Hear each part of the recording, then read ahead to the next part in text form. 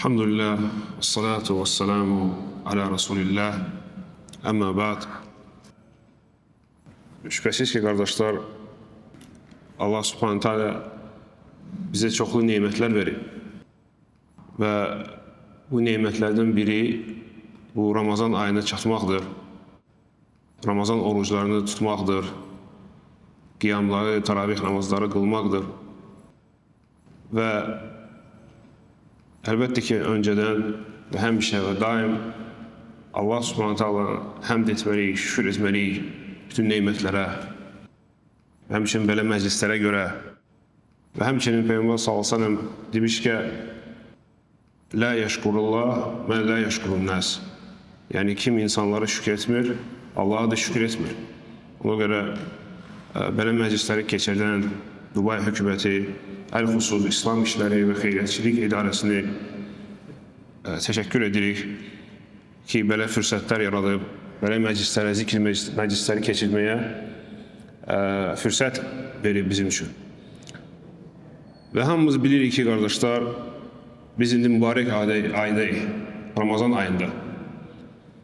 Və Ramazan ayı hamımız bildiyimiz kimi oruc və qiyam, taravih namazları ayıdır.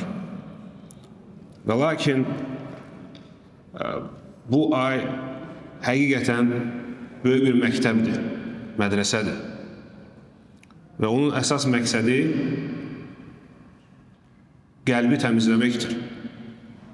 Daha yaxşı insan olmaqdır, təqvalı olmaqdır. Ona görə də Allah subhanahu və teala Quran-ı Kərimdə Bəqərə surəsində buyurur ki, Ya eyyuhəl-ləzīnə əmənu kutiba aleykumus-siyamu kəmə kutiba aləl-ləzīnə min qablikum ləalləkum təttəqun. Ey iman gətirənlər, sizdən əvvəlkilərə vacib edildiyi kimi sizə də oruç tutmaq vacib edildi. Nəyə görə? Təqvalı olasınız. Ona görə ən birinci məqsəd və ən əsas məqsəd Ramazanda təqvanı qazanmaqdır. Təqva da nədir, qardaşlar? Təqva viqayə, yəni qalxan sözündəndir. Yəni sən Allahın əmrlərini yerinə yetirirsən, qadağanlardan çəkinirsən və beləliklə özünü qoruyursan. Cəhənnəmdən, cəhənnəm əzabından və Allahın sevgili qulu olursan. Budur, qardaşlar, orucun mənası. Və oruc barədə, Ramazan barədə Allah subhanahu teala Bəqərə surəsində başlayır 183-cü ayədən və axırda 186-cı ayədə buyurur və İzə səələkə ibadi anni fə inni qarib. Qullarım səndə mənim barədən soruşsalar, mən onlara yaxınım. Ucibu də'vətə də'i izə də'an. Mən onlara yaxınam, dua edib, məni çağıran duasını qəbul edərəm. Sonra da Allah subhanahu wa ta'ala buyurur ki, فَلْيَسْتَجِيبُوا لِي وَلْيُؤْمِنُوا بِي لَعَلَّهُمْ يَرْشُدُونَ. Yəni, onlar da mənim çağırışımı qəbul edib, mənə iman gətirsinlər ki, doğru yola yetişsinlər. Və bugün biz bu ayə barədə qısa da olsa danışacaq. Birincisi, fikir verin, qardaşlar. Necə Allah subhanahu wa ta'ala Ramazan barədə, oruc barədə danışanda həmçinin duanı da qeyd elədi. Baxmayaraq ki, söhbət gedir orucdan, Ramazandan, oruc əhkamlardan. Lakin Allah subhanahu wa ta'ala axırda bu ayını qeyd edir. Qullarım səndən mənim barədə soruşsalar, mən onlara yaxınam. Ucibu də'vətən də'idə də'an. Yəni, dua edib məni çağıranın duasını qəbul edərəm. Və alimlər qeyd edirlər ki, bu ayə birbaşa onu göstərir ki, Ramazan həmçinin dua ayıdır. Yəni, Ramazanda çoxlu dua etmək lazımdır. Ona görə də Allah subhanahu wa ta'ala məhz burada orucdan, Ramazandan danışanda duanı qeyd edir. Ona görə Ramazan ayı dua ayıdır və həmçinin dua qəbul olunan ayıdır. Və dua qəbul olmaq üçün çoxlu səbəblər var. Onların biri də oruç tutmaq. Ona görə Peyğəmbər sallallahu əleyhi və səlləm hədislərin birində buyurur ki, "Fəlâsu da'avatin la turad." 3 tane dua var ki Allah Subhanahu ve Teala onu reddelemez. Həmişə cavab verir. Sonra deyir Peyğəmbər sallallahu aleyhi ve sellem da'vatul validi validihi, yani validenin öz uşağı ettiği dua ve da'vatus saim ve da'vatul musafir, ve həmçinin oruç tutanın duası ve misafirin duası. Ona göre bu səbəblərdəndir ki, dua mühümliyi, dua barədə Allah Subhanahu ve Teala oruçdan, Ramazandan danışanda bu barədə bizə xəbər verir. Ona görə sən oruç tutanda ta iftaracan bil ki, dua qəbul olunan vəziyyətdəsən. Və bəzi alimlər, necə Şeyx İbn Teymiyyə rahimehullah buyurur, deyir ki, biz görürük ki, bu dua məsələsi Ramazan ayələrin axırında Allah Subhanahu qeyd edib. Bu onu göstərir ki, dua da iftara yaxın eləmək yaxşıdır. Axırda. Çünki axırda həmçinin insan daha çox yorulur. Və nə qədər çox insan Allah Subhanahu wa Ta'ala üçün özünü zəlil edirsə, o qədər də Allah Subhanahu wa Ta'ala yaxın olur. Və duası da qəbul olunur. Və həmçinin biz görürük ki, baxın, necə Allah Subhanahu wa Ta'ala özü barədə danışır, deyir, وَإِذَا سَأَلَكَ عِبَادِ عَنِّي فَإِنِّي قَرِيبٌ. Qullarım səndən, mənim barədə soruşsalar, mən onlara yaxınım. Fikir verin, qardaşlar. Demədi Allah Subhanahu wa Ta'ala ki, mən onlara yaxınım. Qullarım səndən, mənim barədə soruşsalar, mən onlara yaxınım. Adətən belə ayələrdə, digər yerlərdə biz görürük ki, səndən soruşanda belədir. Yəni, Peyğəmbər sallallahu aleyhi ve sellem deyir, səndən soruşanda belədir. Lakin burada heç demədi Allah Subhanahu wa Ta'ala ki, mən yaxınım. Bu onu göstərir ki, qardaşlar, necə alimlər buyururlar, Allah'a dua etmək üçün heç bir vasitə lazım deyil. Heç bir vasitə. Allah Subhanahu wa Ta'ala yaxındır. Necə Allah Subhanahu wa Ta'ala bu ayədə buyurur, mən onlara yaxınım. Bütün duaları eşidir. Ona görə Allah Subhanahu wa Ta'ala yaxınlığı nə deməkdir, qardaşlar, yaxın? Yəni Allah Subhanahu wa Ta'ala hər şey eşidir. Elmiyle yaxındır. Bütün məxluqatlara. Və Allahın yaxınlığı necə alimlər buyurur, 2 növdür. Birinci növ, yəni hər şey eşidir. Bu hər bir insana aiddir. Allah Subhanahu hər bir insana yaxındır ki, onu eşidir, bilir, görür. Və həmçinin var xüsusi yaxınlıq. Bu da Allah Subhanahu wa Ta'ala'nın sevgili qulları üçün, möminlər üçün Allah xüsusi yaxındır.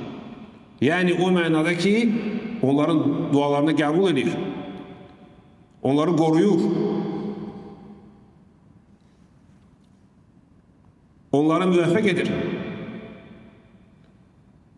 Və o heç də demək deyil ki, Allah Subhanahu wa Ta'ala öz zatı ilə bizi nədir? Yox, xeyr. Allah Subhanahu wa Ta'ala arşın üzərindədir. Ar-Rahmanu al-arş istava. Allah Subhanahu wa Ta'ala buyurur. Allah arşın üzərindədir. Səmadadır, yəni ucadır. Bütün məxluqatlardan ucadır. Ona görə mələklər barədə Allah Subhanahu wa Ta'ala danışır, deyir ki, يَخَافُونَ رَبَّهُمْ مِنْ فَوْقِهِمْ. Onlar qorxur o Allahdan. Mələklər, hansılar ki, səmada uçurlar. Lakin deyir, onlar öz Rəbbindən qorxurlar, hansı ki, onların üzərindədir. Min fəvqihim. Və həmçinin Allah Subhanahu wa Ta'ala bildirir ki, mələklər Allahın yanına qalxırlar, yuxarı. Tə'rucul mələikətə və ruh ileyh. Mələklər və həmçinin ruh. Yəni Cibril aleyhisselam Allah tərəfə qalxır. Allah ucadadır, səmadadır. Bu etiqadda biz olmalıyıq. Ona ki, yanlışdır demək, Allah hər yerdədir. Və belə ayələr çoxdur. Və həmçinin qardaşlar, bu ayə həmçinin onu göstərir ki, bütün ibadətlər və xüsusən dua yalnız Allah üçün olmalıdır. Allah'a şərik qoşma olmaz. Allah'tan qeyrisini istəmək olmaz. Ona görə biz gördük. Heç Allah subhanahu wa ta'ala demedi ki, de ey Muhammed. Səndən soruşanda mən yaxınım. Və dua da qardaşlar ən böyük ibadətlərdəndir.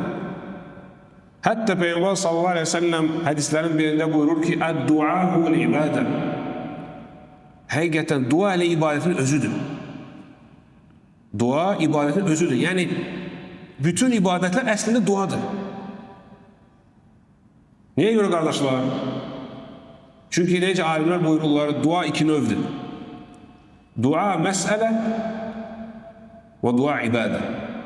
Dua mesele yani soruşmak, istemek Allah'tan.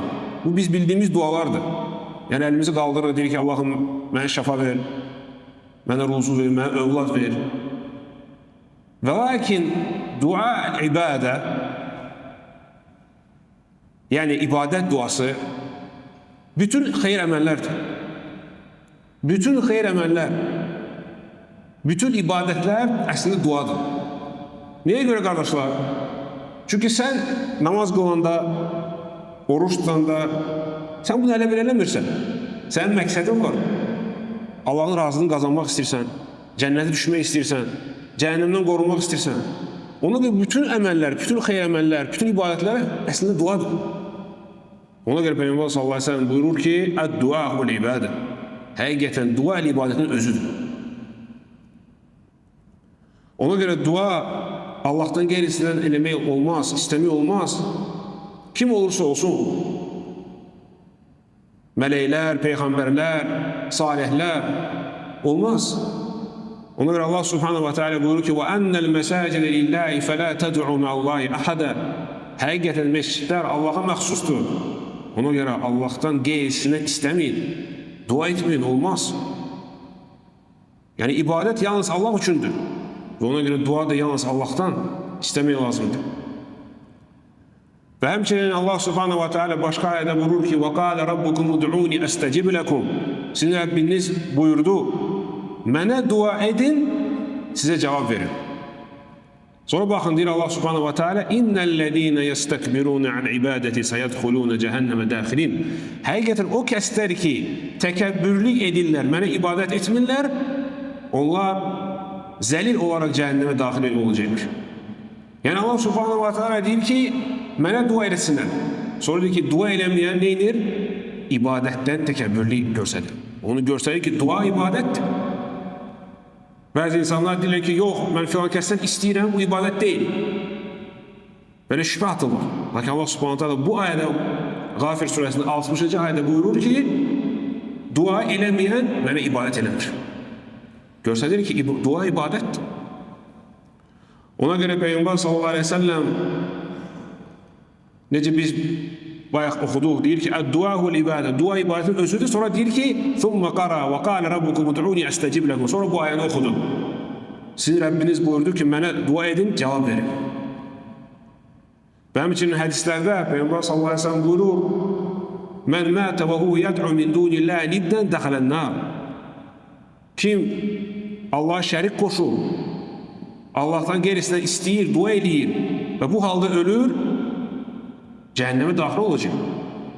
Ona göre en büyük günah kardeşler şirkdir, Allah'tan qeyrisindən ibadət eləmək. Allah'la bir yerde. Çünkü şirk çok adam öyle bilir ki yani Allah'a ibadət eləmir. Yok.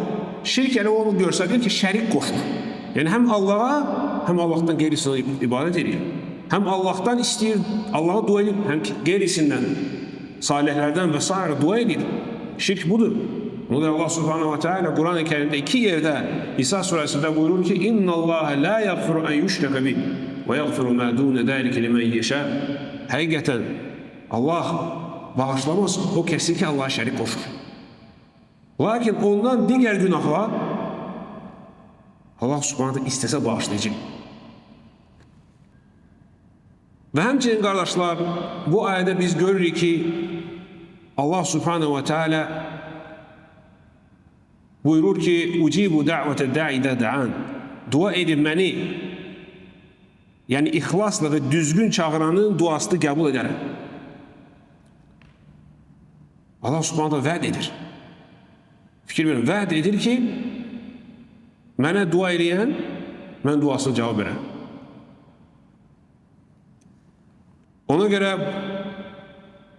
necə alimlər buyurur, Əl-Xusus İmam Şinqiti buyurur, deyir, möminlərə gələndə Allah Subhanahu Teala vəd elədi ki, duayı mütləq qəbul edir. Və lakin kafirlərdən danışanda dedi ki, istəsə qəbul edəcək duasını. Necə Allah Subhanahu Teala buyurur ki, "Qul ara'aytakum in ataakum azabullahi aw atatkumus sa'a, aghayrallahi tad'un in kuntum sadiqin." Müşriklərdən danışır Allah Subhanahu Teala. Onlara xitab edir. Deyir, başınıza bir bəla gəlsə Allahdan və ya qiyamət qopsa, siz məgər Allahdan qeyrisindən istəyəcəksinizmi? Düzdür, indi siz pirlərdən, daşlardan istəyirsiniz, bütlərdən. Və lakin bir bəla gələndə Allahdan istəyirsiniz. Allahdan qeyrisi məgər sizə kömək eləyə bilərmi? Sonra deyir Allah Subhanahu wa Ta'ala, "Bəl iyyahu tad'un, feyakşifu ma tad'un ilayhi in şa və tansawna ma tushrikun." Deyir, əlbəttə ki, qiyamət qopsa və ya bir başınıza bəla gəlsə, siz yalnız Allahdan istəyəcəksiniz ki, Allah sizə kömək eləsin, Allah sizi qorusun. Sonra baxın Allah Subhanahu ne deyir? Allah istəsə bu duanı qəbul edir. Allah istəsə. Ona görürsünüz, bu şirkin fəsadıdır, bəlasıdır. Bəlaya düşəndə Allahdan istəyir. Ona görə Allah Subhanahu wa Ta'ala buyurur ki, وَتَنْسَوْنَ مَا تُشْرِكُونَ Bəla gələndə bütləri, pirləri yaddan çıxardırsınız, təkcə Allahdan istəyirsiniz. Və dediyimiz ki, bu ayə göstərir ki, Allah hətta kafirin duası qəbul edə bilər, lakin istəsə. Lakin müminin duası Allah vəd edir bu ayədə. Ucibu da'vete da'idə da'an. Lakin burada qardaşlar, necə o dua qəbul olunur? Hamımız dua edirik, Allahdan istəyirik. Və lakin ən birincisi bilmək lazımdır ki, qardaşlar, dua o demək deyil ki, sən istəyən kimi həmin gün qəbul olmalıdır. Yox, dua yəni Allahın yanında özünü zəlil etməkdir. Allahdan istəməkdir, Allah yalvarmaqdır. Ona görə sən bu ibadəti etməlisən. Və ola bilsin ki, Allah Subhanahu wa Ta'ala öz hikmətinə görə gecikdirsin cavabı. Lakin cavab olacaq. Mütləq. Ona görə Peyğəmbər sallallahu əleyhi və səlləm hədislərin birində buyurur ki: "Mə min muslimin yad'u bi da'vatin leysa fiha ithmun və la qati'atu rahim illa a'tahu Allahu bi ihda thalath." Bir müsəlman insan əgər Allahdan istəsə nəsə və o duada qadağan bir şey olmasa, yəni günah istəməsə, qohumluq əlaqələrini pozmaq istəməsə dua ilə, mütləq Allah Subhanahu wa Ta'ala üç şeydən birini ona verəcək. İmmə ən tuəccələ ləhu də'vətu. Birincisi, ya duası qəbul olunacaq. Məsələn, insan hansı bir işə düzəlmək istəyir, Allahdan istəyir. Ya o dua qəbul olunacaq, birincisi, o iş ona qismət olacaq, nail olacaq ona. Bu bir. Və immə ən yəddəxirəhə ləhu fil-əxirə. İkincisi, Allah Subhanahu wa Ta'ala duanın mükafatını onun üçün saxlayacaq ahirətə. Və bu da əslində daha xeyrisidir. Çünki bu dünya fanidir. Və bu dünyada olan neymətlər də fanidir. Lakin əbədi həyat, cənnətdə isə bütün neymətlər əbədidir. Ona görə sən əgər Allah Subhanahu Ta'ala nəsə istəyirsənsə və Allah Subhanahu wa Ta'ala bu neyməti, onun mislində olan neyməti sənin üçün ahirətdə saxladısa, bu daha yaxşıdır sənin üçün. Çünki sən bilmirsən, ola bilsin, bu istədiyin şey sənə zərər gətirsin. Sən bilmirsən. Ona görə görürsünüz, istixara duası var. Nəyə görə istixara dua edirik? Yəni, çünki bütün dünyada olan neymətlər ola bilsin, bizim üçün bəla olsun. Ona görə Allahdan istəyirsən istixara, məsləhət eləyirsən Allahla ki, bu şeydə xeyir varsa Rəbbim mənə nəsib et. Xeyir yoxdursa uzaqlaşdır o şeyi məndən. Ona görə üçüncü nədir? Peyğəmbər sallallahu əleyhi və səlləm buyurur: "Və imma an yasrifa anhu min as-su mithlaha." Üçüncü odur ki, yenə də dua qəbul olunur. Yəni hər bir halda dua qəbul olunur. Bu halda dua qəbul olunur və Allah subhanahu wa ta'ala ondan bir şəri qoruyur. Hansı ki, başına bir bəla gəlməli idi. Başqa bir bəla, xəstəlik, onun və ya uşağın başına və yaxud da problemlər. Sən isə başqa şey istəyirsən Allahdan. Hansı bir iş istəyirsən. Məsələn, bu duaya görə Allah subhanahu o böyük bəlanı qoymur sənin başına gəlsin. Ona görə bu hədisi sahabələr eşidəndə deyirlər ki, "İzən nukthir" deyir, ya Rasulullah, onda çoxlu dua eləyik. Yəni, belə çıxır ki, duadan heç bir zərər yoxdur, ancaq xeyir gətirir. Və Peyğəmbər sallallahu əleyhi və səlləm buyurur ki, "Allahu Ekber."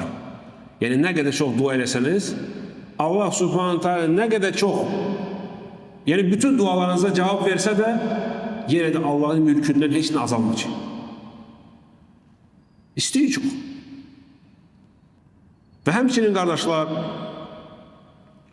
bilmək lazımdır ki, dua bütün ibadətlər kimi və bir çox əməllər kimi dediyimiz kimi böyük ibadətdir. Ona görə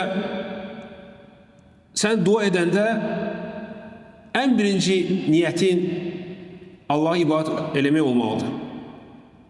Bəzi insanlar kimi dünya üçün ancaq dua edirlər. Problemləri olanda.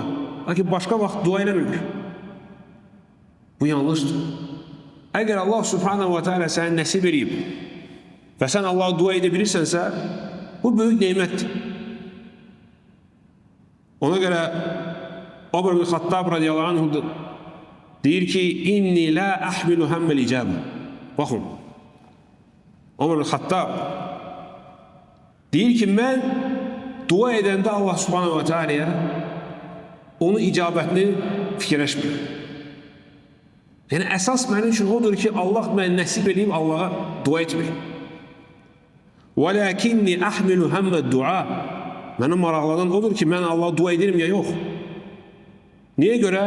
Deyir sonra radiyallahu anhu فَإِذَا أُلْهِمْتُ الدُّعَا فَإِنَّ الْإِجَابِ مَعَهُ Çünki həqiqətən Allah əgər məni nəsib edibsə, ondan istəmək icabət olacaq.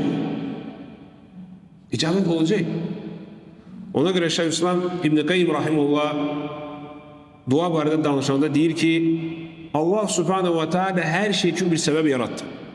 Tox olmaq üçün yemək səbəbdir. Susuzluğu yığışdırmaq üçün su içmək səbəbdir. Bu dünyada Allah subhanahu hər şey üçün səbəb yarattı. Sonra deyir ki, dua da neymətlərə çatmaq və bəlalardan qorumaq üçün bir səbəbdir. Ona görə deyir, Allah əgər kiməsə ilham edib, görsədib, qismət edib dua etmək, məsələn, hansı bir bəla geçsin və yaxudsa neymət gəlsin, o deməkdir ki, Allah subhanahu o neyməti onun üçün istəyir. Və o bəlanı istəyir, ondan götürülsün. Ona görə ona nəsib edib ki, dua eləsin.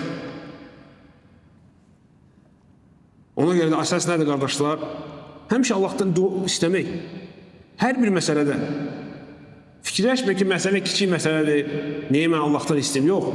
Hətta Peyğəmbər sallallahu hədislərin birində buyurur ki, Allah qəzəblənir o kəsdən ki, Allahdan istəmir. Bəzi müsəlmanlar yanlış fikirləşirlər. Deyirlər, mən utanıram Allahdan istəməyə hər şey. Bu balaca şeylə necə Allahdan istəyir? Əksinə, hər şey Allahdan istər. Çünki hər şey Allahın əlindədir.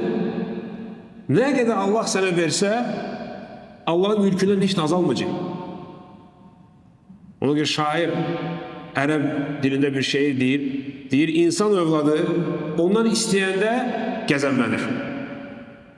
Yəni, hörmət saxlamaq istəyirsənsə, gərək insanlarda heç nə istəməyəsən.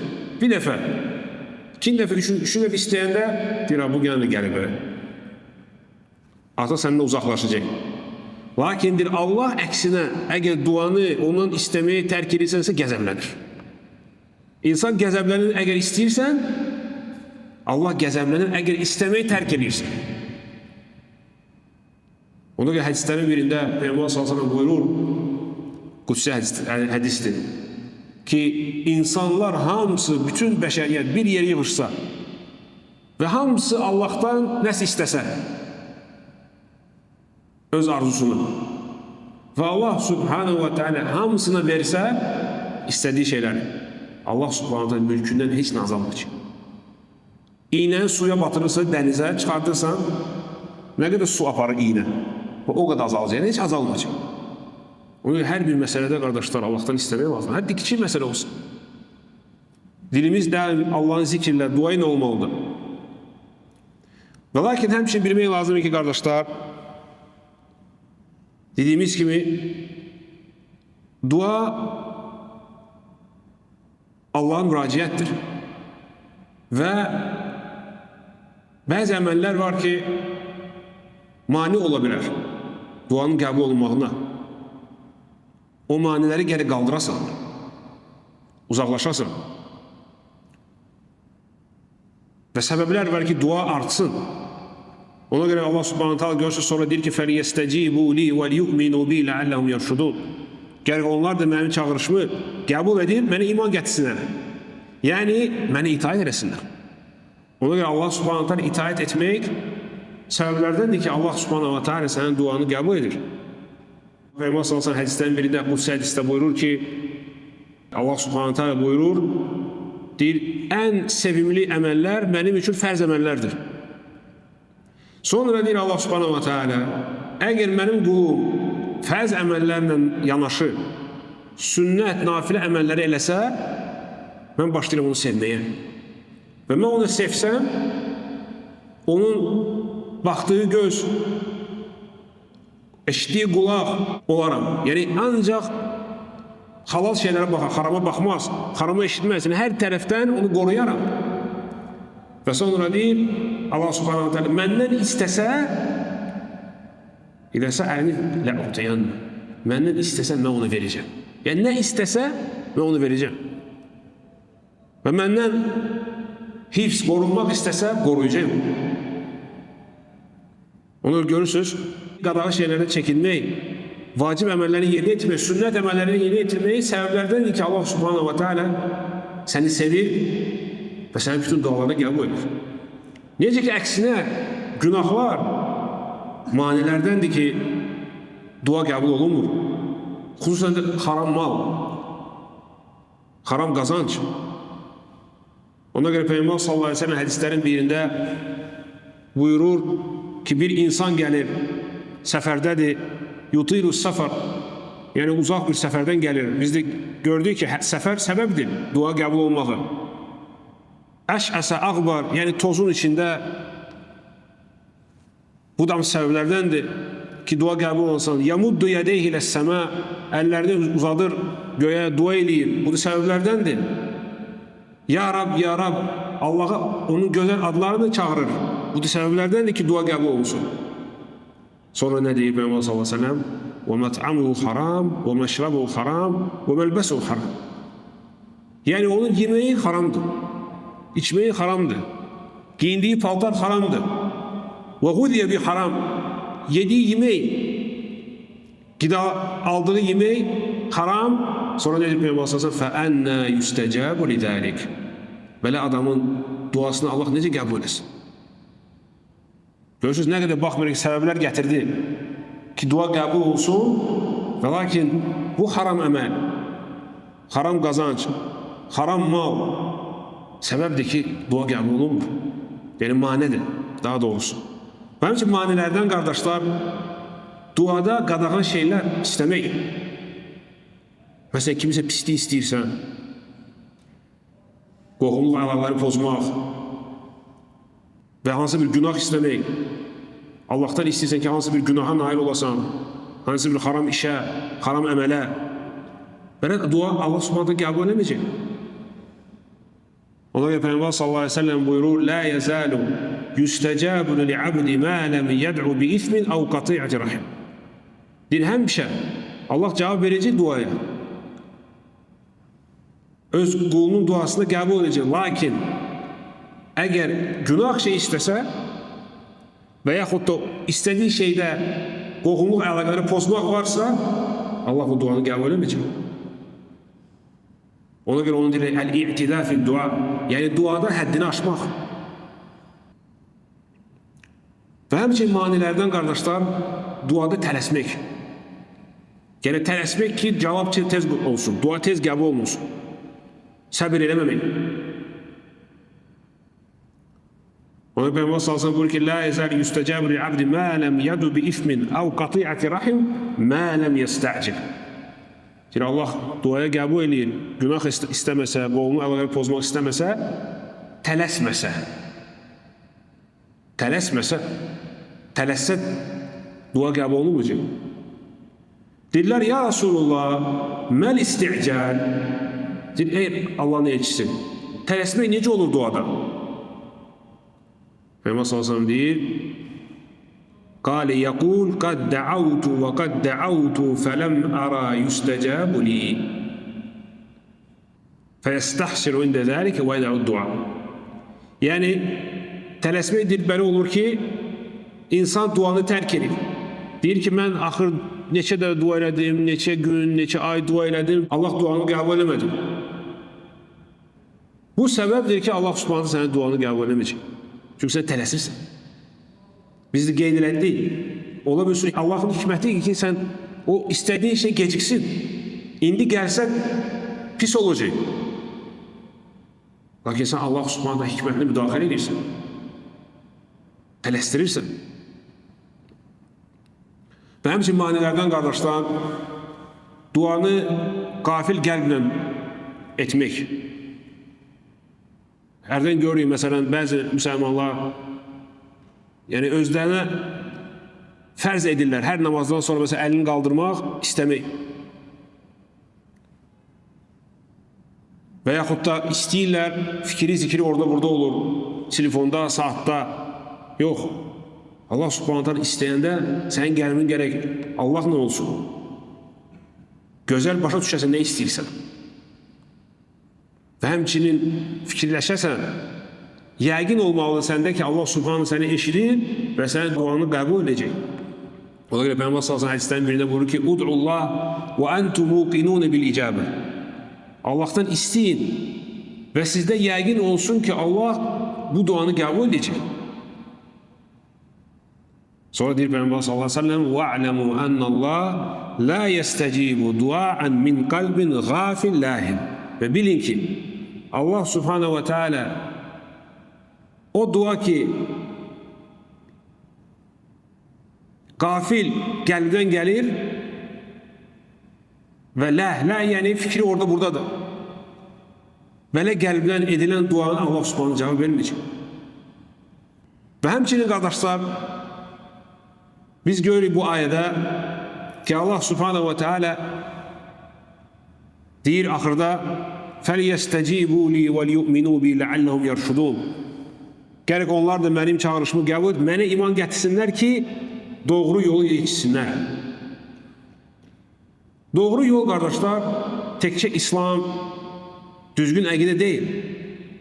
Doğru yol, yəni doğru qərarlar. Gündəlik biz yüzlərlə problemlərlə rastlaşırıq. İstər ailədə olsun, istər işdə olsun, istər qohumlarla olsun. Və biz bilmirik hansı qərar, yəqinliklə bilmirik hansı qərar düzgün alır. Və bu da kamil hidayətdir. Ona görə hər bir bu məsələdə, hər bir addım, hər bir saat Allahın hidayətində ehtiyacımız var. Ona görə də Fatihə surəsində namazda neçə dəfə qılırıq. Həmçə deyirik, ehdina sırat-ı müstəqim. Bizi düzgün yolla apar. Və Allah subhanahu wa ta'ala burada buyurur. Nə etməliyik ki, Allah subhanahu wa ta'ala bizə nəsib etsin, müvəffəq etsin bizi ki, biz düzgün qərarlar edəyik. Düzgün addımlar ataq, düzgün qərarlar. Görürsünüz, Allah subhanahu wa ta'ala deyir ki, neynəsinlər? فَلْيَسْتَجِيبُوا لِي. Yəni, mənim çağırışımı qəbul edib, yəni mənə itaət eləsinlər. Mənə itaət eləsinlər, mənə iman gətirsinlər. لَعَلَّهُمْ يُرْشُدُونَ ki, doğru yolu yetişsinlər. Ona görə bu kimi ayələr çoxdur. Allah subhanahu wa ta'ala görsədir, bildirir ki, kim təqvalı olarsa, Allah subhanahu wa ta'ala onu qoruyur, düzgün qərarlara müvəffəq edir. Allah subhanahu wa ta'ala buyurur ki, وَمَنْ يَتَّقِ اللّٰهِ يَجْعَلْ لَهُ مَخْرَجًا. Kim Allah'tan qorxarsa, təqvalı olarsa, Allah buna həmişə çıxış yolu göstərir. وَيَرْزُقُ مِنْ حَيْثُ لَا يَحْتَسِبْ.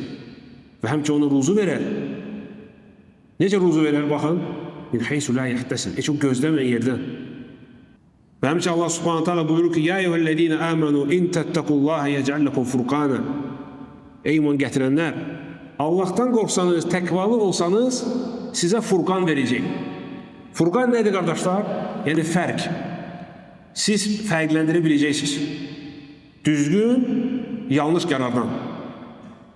Onda alimlər buyururlar ki, ən gözəl vasitə və səbəb düzgün qərarlar atmaq üçün istər işdə olsun, istər ailədə təqvalı olmaqdır. Necə Allah subhanahu burada buyurur. Ona görə subhanallah görürsən ki, necə insan elmli olursa olsun, olub üçün universitetlər qutarıb, bitirib, oxuyub və s. Lakin Allah müvəffəq eləmir ona. Düzgün qərarlar atmaq, səhv qərar atır. Necə də böyük, dahi insan olmasın.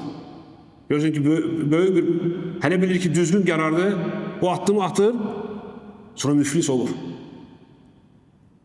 Və lakin görürsən ki, eyni zamanda təqvalı insan, Allah subhanahu ona hikmət verir.